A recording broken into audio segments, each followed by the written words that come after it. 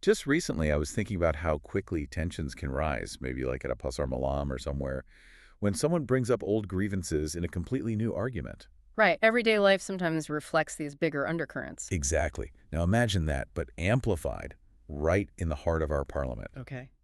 Because this is what happened just yesterday in the Dewan Rakyat. It was during the debate on the 13th Malaysia Plan, the 13C, The new 5-year plan. precisely. And Awang Hashim, a well-known politician from the Pan-Malaysian Islamic Party, Yes. he directly asked if the government wanted the 513 incident to happen again. Wow. Okay, invoking 513 directly. Directly. So it really raises a serious question for all of us. What are we supposed to make of statements like that? Especially when they touch on such, well, incredibly sensitive parts of our shared history. What do you think when you hear politicians making comments like these? It's a lot to process. So what was the specific context? Why did he bring it up? Well, the controversy kicked off when Awang Hashim was criticizing the 13th Malaysia Plan. His claim was that it didn't explicitly include development projects specifically for Bumiputra. Okay, the indigenous groups, Malays mainly, who've traditionally had specific support policies. Right. And his reasoning, or the logic he presented, was that past economic pressure on Bumiputra was, in his view, one of the causes of the 513 incident. Ah, so he's drawing a direct line from current policy, or his perception of it, back to 513. Exactly. And therefore, he questioned if the government actually intended for that tragedy to repeat itself. That's a very strong statement. And the reaction, I imagine, was quite forceful. Oh, absolutely. Immediately. Tell me about it. Well, for instance, Cheng Jianping, who's the National Political Education Executive Secretary for the Democratic Action Party, Okay, DAP. he condemned the remarks straight away, called 513 a national scar, not something to be manipulated politically. Understandable. He labeled it irresponsible, a public provocation, basically, demanded an apology and a promise not to use 513 like that again. So a very clear condemnation. Was he the only one? No, not at all. It wasn't just Cheng Jianping reacting outside Parliament. Right, inside the Dewan Rakyat itself. Yes, rare. Ah, rare, yes. Known for being quite vocal. Very much so. He also voiced strong opposition right there on the floor. He even invoked parliamentary rules, specifically about inciting racial hatred. Okay, so using the formal mechanisms of Parliament. He vehemently demanded all Hashim retract the statement and apologize publicly. And did he? What was Awang Hashim's defense? Well, he pushed back. He insisted he was only referencing a speech by Prime Minister Anwar Ibrahim. Referencing the PM, how so?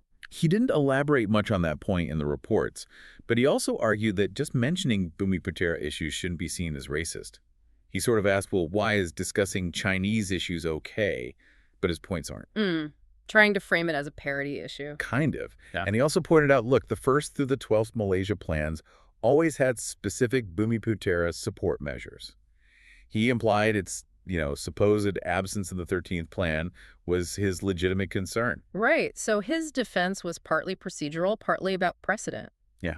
Things got pretty heated, apparently. The Deputy Speaker, Liu Qiangyan, had to step in. To calm things down. Basically.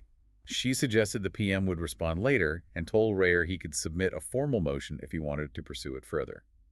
Okay, so a temporary resolution in the chamber. But let's get at the factual part. What about his core claim regarding the 13th Malaysia Plan itself? Does it actually lack Bumiputra support? That's the crucial point, isn't it? It really is. And what's interesting, maybe not surprising, is that if you actually look closely at the 13th Malaysia Plan, Yes.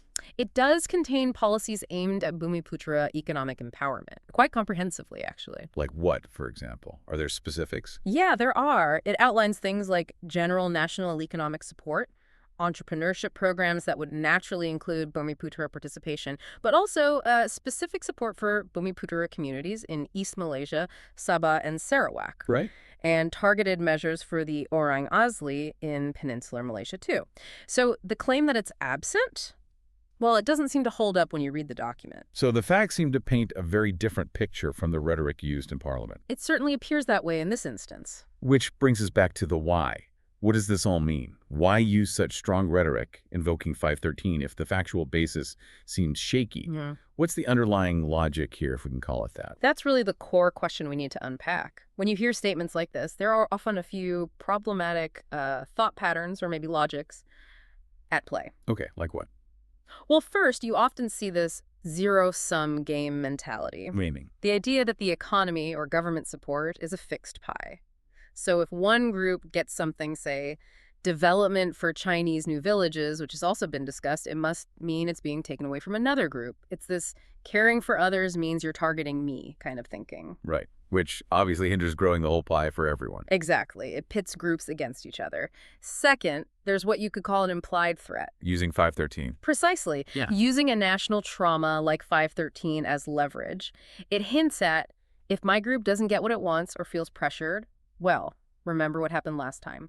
It weaponizes that shared pain. Which is incredibly dangerous. Deeply dangerous. And third, it's about, frankly, living in the past. Basing future policy and national direction almost entirely on historical tragedies. We must remember 513, learn from it, absolutely, but constantly invoking it as a threat, as the primary lens for current issues.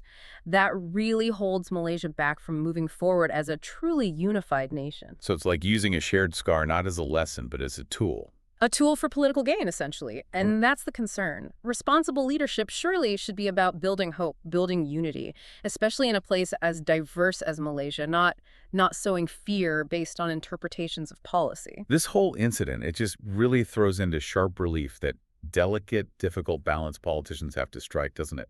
Advocating for their constituents, yes, but without reopening these deep old wounds. It's a fine line, and sometimes it feels like it gets crossed too easily.